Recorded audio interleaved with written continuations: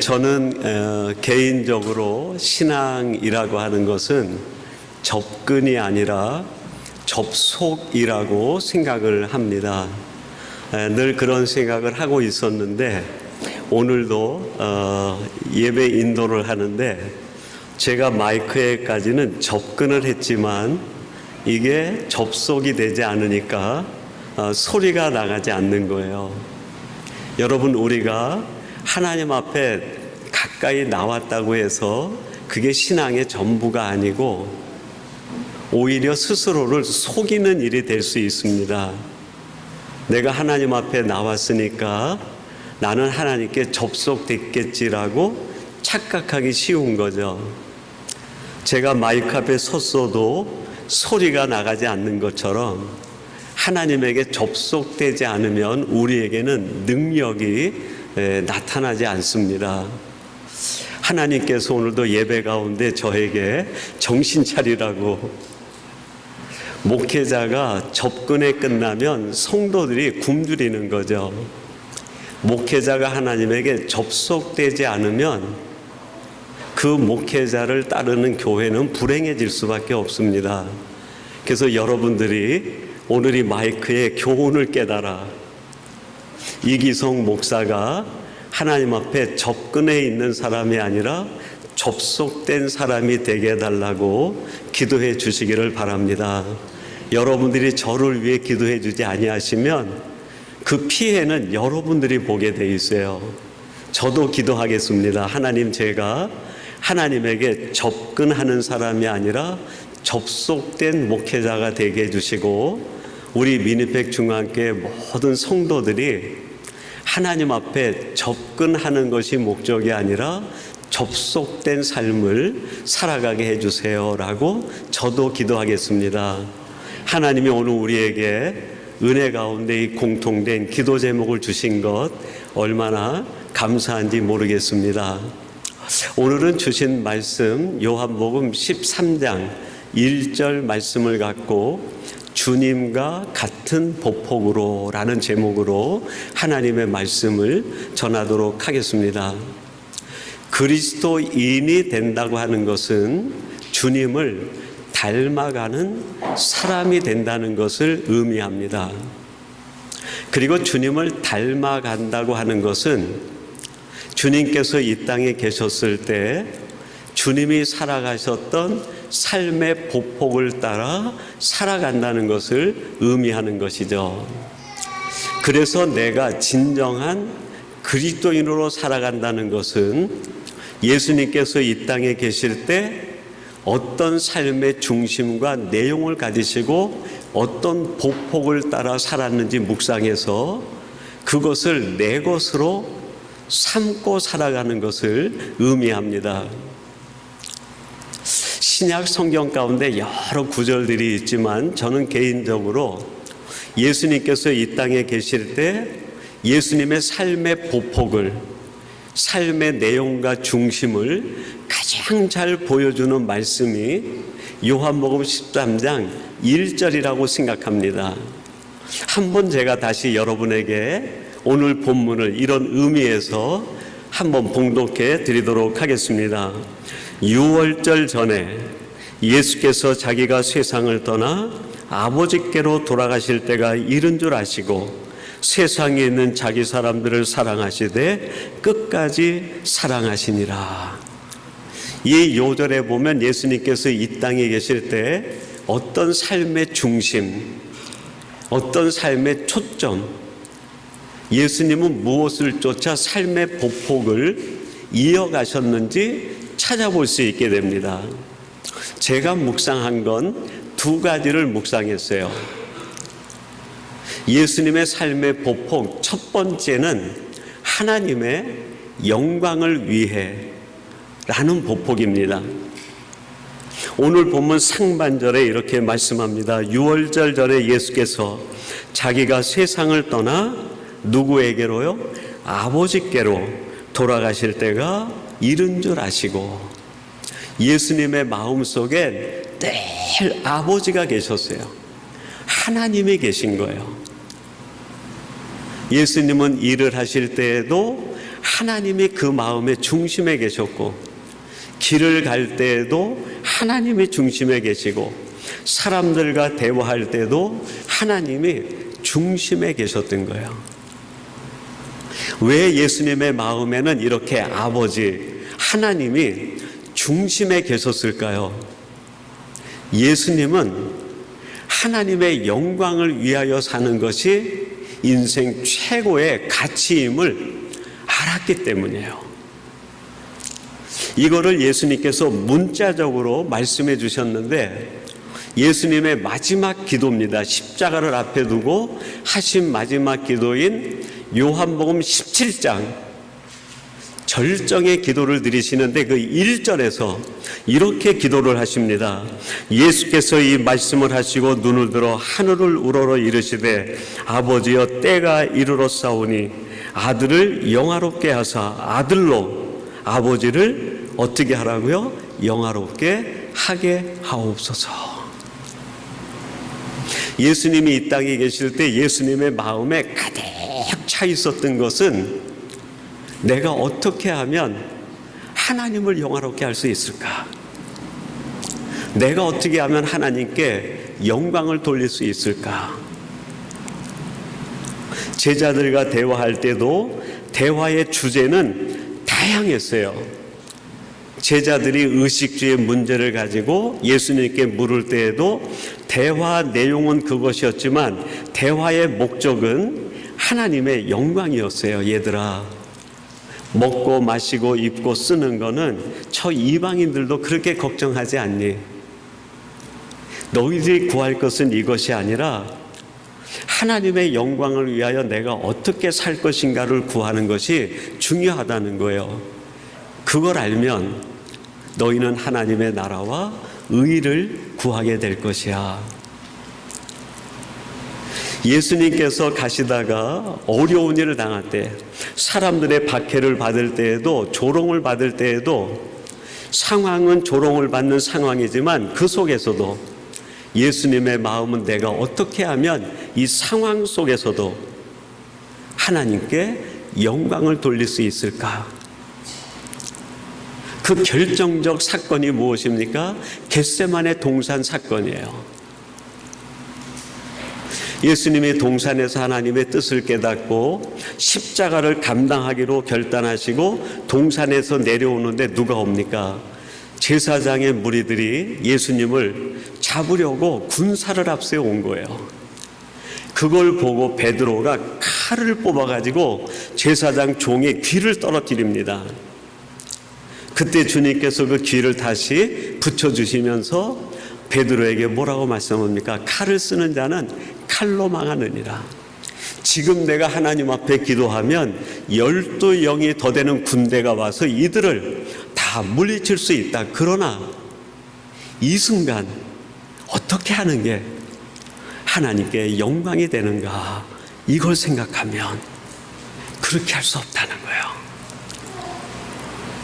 하나님을 영화롭게 하기 위하여 스스로 사람들의 포박을 받습니다. 예수님의 마음에는 늘 어떻게 하면 내가 하나님 앞에 영광을 돌릴까? 어떻게 하는 게 하나님을 영화롭게 하는 것인가? 그거를 늘 생각하셨어요. 왜 그러셨을까요? 그것이 인생의 본분이기 때문에 그랬어요. 우리 인생의 최고의 목적이기 때문에 그러신 거예요. 종교개혁 이후에 모든 리폼 처치에서 성도들을 가르치는 요리 문답 교본이 있었어요. 웨스트민스터 소요리 문답인데 그 첫 번째 질문이 그래요. 사람의 제일 되는 본분이 무엇인가? 우리 인생의 최고의 목적, 내가 살아가는 본분, 그게 무엇인가 하는 질문이에요. 그에 대한 답을 소요리 문답은 이렇게 얘기합니다. 하나님을 영화롭게 하고 영원토록 그를 즐거워하는 것이니라. 사람의 가장 큰 목적, 내 인생의 최고의 가치가 하나님을 영화롭게 하는 거라는 거예요. 1924년에 파리에서 올림픽이 열렸습니다. 그 파리 올림픽에는 우리 모든 크리스찬들과 전 세계 사람들에게 강한 인상을 주었던 사건 하나가 있게 됩니다. 스코틀랜드의 200m 주종목 선수인 달리기 선수인 에릭 리델이 출전하게 된 거예요.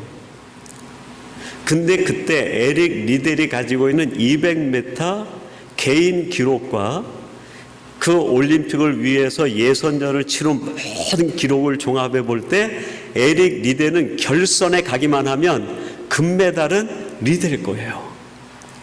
워낙 기록 차이가 나니까. 스코틀랜드 나라는 완전히 잔치집이었어요. 지금까지 이렇다 할 금메달을 한 번도 따보지 못한 거예요. 스코틀랜드의 모든 국민과 또 본인도 그렇고 경기 관련 관전자도 결승 날짜만 기다리는데 결승 날짜가 공교롭게도 주일날에 걸린 게 주일에. 스코틀랜드는 일찍이 종교개혁이 진행될 때 짠 낙스에 의해서 스코틀랜드 장로교회가 국교회처럼 받아들여졌어요. 모든 국민들이 장로교 크리스찬들입니다. 얼마나 보수적이고 철저한지 몰라요. 주일날 결선 날짜를 딱 받고 리델이 고민에 빠지기 시작합니다. 금메달인가? 아니면 하나님을 영화롭게 하는 것인가? 얼마나 많은 기도를 했겠습니까? 얼마나 많이 고민했겠어요? 마지막에 리델이 결정합니다. 그 경기를 포기하는 거예요. 내 손에 들어온 금메달을 스스로 거부하는 거예요. 자기가 평생 꿈꿔왔던 그 꿈을 그대로 내려놓는 거예요. 뭐가 더 컸기 때문에 그럴까요? 하나님의 영광을 보는 것이 더 컸기 때문이에요. 금메달은 에릭 리델의 꿈이었어요, 꿈. 근데 하나님을 영화롭게 하는 것은 에릭 리델의 비전이었어요, 비전. 가끔 청년들이 제게 묻습니다. 목사님, 꿈과 비전이 뭐가 차이가 나요? 이 예를 들어 얘기하면 꿈은 내가 원하는 것이 쟁취되는 거예요. 근데 내가 원하는 것이 쟁취되는 것이 꼭 하나님이 내게 주신 비전과 이퀄 관계에 있지 않을 때가 있어요. 비전이 뭡니까? 라고 할 때 저는 그렇게 대답을 해요. 하나님을 영화롭게 하는 내 삶의 선택, 그게 비전이 아니겠는가? 이 리델은 자신의 꿈 금메달보다 하나님을 영화롭게 하는 비전이 더 컸기 때문에 내려놓은 거예요. 그걸로 끝일까요? 아니에요. 스코틀랜드 나라에서 발칵 뒤집어진 거예요. 내가 그렇게 하는 것을 응원해 줄 줄 알았는데 모든 국민들이 이 선수를 비난합니다. 광신자라고, 배신자라고, 매국노라고. 그냥 경기 나가서 자기 기록만, 현상만 유지해도 금메달을 손에 거머쥘 수 있고 조국의 영광을 줄 수 있는데 그걸 그대로 포기해 버렸으니 국민들이 얼마나 실망했겠어요. 그 비난을 다 감당하는 거예요. 그리고 얼마 지나지 않아서 400m 경기가 열려요. 근데 워낙 기록이 좋으니까 400m 경기에 에릭 리델이 엔트리로 들어가요. 그 경기를 할 수 있게 된 거예요. 근데 이 경기는 이미 200m 경기와 400m 경기는 경기하는 방식, 운영 방식이 완전히 다릅니다. 거기에 나간다 해도 리델이 금메달과 우승권에 들어가리라고는 이거는 짐작하기 어려운 거예요. 근데 그 400m 경기에서 기적 같은 일이 일어나요. 여러분이 생각하는 바로 그겁니다. 리델이 금메달을 딴 거예요, 금메달을. 이게 거기에 모여있는 모든 스포츠 관련 기자들과 전 세계 사람들이 궁금증이었죠. 어떻게 금메달을 딸 수 있었고 어떤 마음으로 경기를 했습니까? 그때 리델이 한 말이 지금까지도 회자가 되고 있습니다. 200m는 내 힘으로 달렸고 나머지 200m는 하나님의 손을 붙잡고 달렸습니다. 이 고백을 하는 순간에 누가 가장 기뻤을까요? 위에 계신 하나님. 천국에서 아마 하나님이 잔치를 벌였을 것 같아요. 그래, 내가 이 땅에 있는 나의 자녀들로부터 이런 이야기를 듣고 싶다. 사람들에게 때로는 비난과 조롱과 때로는 오해를 받을 수도 있어요. 그러나 여러분, 우리들의 비전이 하나님의 영광이라는 것에 꼭 붙들려 있게 되면 내 꿈이 포기되는 순간에도 내가 하는 일을 통하여 하나님께 영광이 될 수 있어요. 이 에릭 리델은 자기가 가장 잘하는 게 달리기였어요. 근데 그 달리기를 통해서 자기 영광을 추구한 것이 아니라, 내 유익을 추구한 것이 아니라 하나님이 내게 주신 이 달리기라는 은사를 통하여 어떻게 하나님을 영화롭게 할 것인가, 그걸 생각한 사람이에요. 여러분, 이게 우리에게 적용돼야 됩니다. 내가 만약에 학생이면 열심히 공부해야 돼요. 근데 열심히 공부하는 게 전부여서는 안 됩니다. 열심히 공부하는 이유가 비전에 있어야 돼요. 내가 이렇게 해서 이 일을 통하여 하나님을 영화롭게 하리라. 그게 비전이 돼서 열심히 공부하는 거예요. 내게 주신 일상에 많은 비즈니스와 일들이 있지 않습니까? 약사들은 약국에서 일을 할 테고, 의사들은 병원에서 진료를 볼 테고, 선생님들은 학교에서 학생들을 가르칠 때 가르치고 진료하고 치료하는 일은 본업이죠. 근데 그 일을 왜 하는가? 그게 분명해야 되는 거예요. 내가 이 일을 하는 것은 이 일을 통하여 이익을 얻고자가 아니라 하나님이 내가 가장 잘하는 이 일을 주신 이 일을 통하여 내가 어떻게 하면 하나님을 영화롭게 할 것인가. 그게 선명해야 되는 거예요. 그게 분명할 때 내가 하는 일이 너무 행복해요. 내가 하는 일이 얼마나 축복된지 몰라요.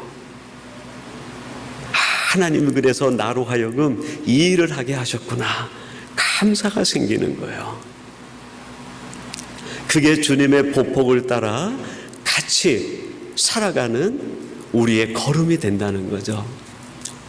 두 번째로 예수님의 보폭은 후회 없는 사랑을 하는 거예요.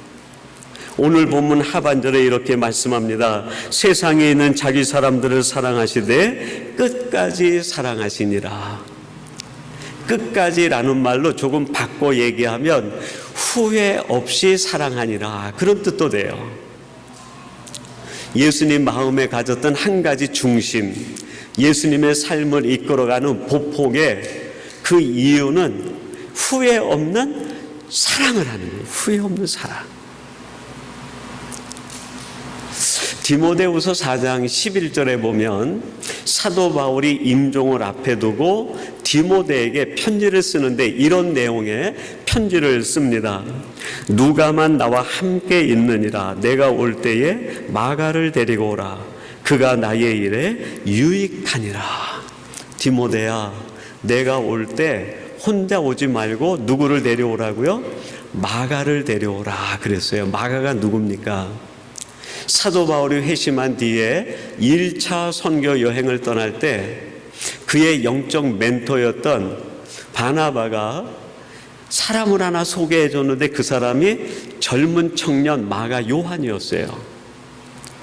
이 마가를 데리고 1차 선교 여행을 가는데 이 일이 처음인 젊은이가 너무너무 힘든 게 이게요. 그래서 갱그레아라는 지역에서 돌아가고 말아요. 그때 바울이 얼마나 마음에 상처를 입었는지 몰라요. 그리고 그 마가한테 너무 크게 실망을 합니다. 그리고 1차 선교 여행을 마친 뒤에 2차 선교 여행을 준비하는데 바나바가 또 누구를 추천할까요? 선교하다가 돌아간 그 마가를 다시 추천하는 거예요. 바울 선생이요, 이 마가를 동력자로 함께 했으면 좋겠습니다. 이것 때문에 바울과 바나바가 갈등이 생겨요. 얼마나 심하게 충돌을 했는지 선교에서 단절이 됩니다. 그래서 바나바는 마가를 데리고 구브로로 가요. 그의 고향으로 가요. 그리고 바울은 실라와 누가를 자기 동력자로 삼고 2차 선교 여행을 갑니다. 얼마나 마음의 상심이 컸으면 그 마가를 용서할 수가 없는 거예요. 그렇게 3차, 4차 로마행까지 하고 마지막 그의 임종이 가까웠을 때 디모데에게 지금 이 편지를 쓴 거예요. 디모데야, 내가 내 인생 정리할 때 돼 보니까 중요한 게 무엇인지 알았다는 거예요. 내가 선교 초기에는 일이 중요했다는 거예요. 일이. 이 일을 완성하고 이 프로젝트를 완성하고 내가 생각한 이 일을 완벽하게 이루어내는 것이 그 무엇보다 중요했다는 거예요. 누구보다요? 사람보다 중요했다는 거예요. 그래서 이 일을 완성하는데 함께하지 못한 마가를 용서할 수 없었다는 거예요. 근데 내 인생을 마감할 때 생각하니까 이 일은 아무것도 아니라는 거예요. 내가 생각하는 일이 100% 잘 됐다고 해서 그것이 하나님이 보실 때 100% 옳은 것이 아닐 수도 있다는 거예요. 여러분, 우리들이 때때로 살아가다가 교회 일하다가 일 때문에 어려워질 경우가 있어요. 일 때문에. 나는 이 일을 관철해야 되는데 내 옆에 있는 동력자는 그 일에 대한 생각이 조금 달라요. 그러면 그 일을 놓고 갈등이 생겨요. 갈등이. 그래서 서로 마음이 힘들어져요. 바울도 그랬으니까요.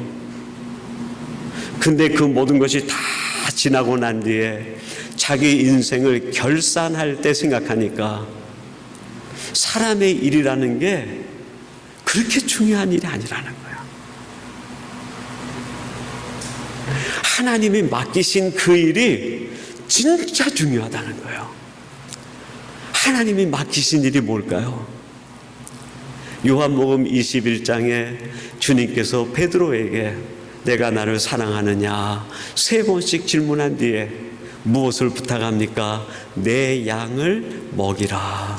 사랑하라는 거예요. 하나님께서 베드로에게 부탁하신 것은 예루살렘 교회를 3만 명, 10만 명으로 부흥시켜라. 그게 아니었어요. 예루살렘을 뒤집어 놓아라. 그게 아니었어요. 내가 너에게 맡긴 그 사람, 그 한 사람을 끝까지 사랑하라는, 후회 없이 사랑하라는 거예요. 바울이 그의 인생 마지막이 되니까 정말 살면서 내가 놓쳐서는 안 될 중요한 것이 무엇인지가 알아졌어요. 사랑하는 거라는 거예요. 사랑하는 거. 여러분, 하나님은 우리에게도 동일한 메시지를 주신 거 아닐까요? 하나님이 우리에게 맡기신 것이 바로 사랑하는 일이에요. 사랑하는 일. 제가 지난번 집회하면서 사랑한다는 것이 뭘까요? 사랑해야 되는데 그럼 사랑이 뭘까요?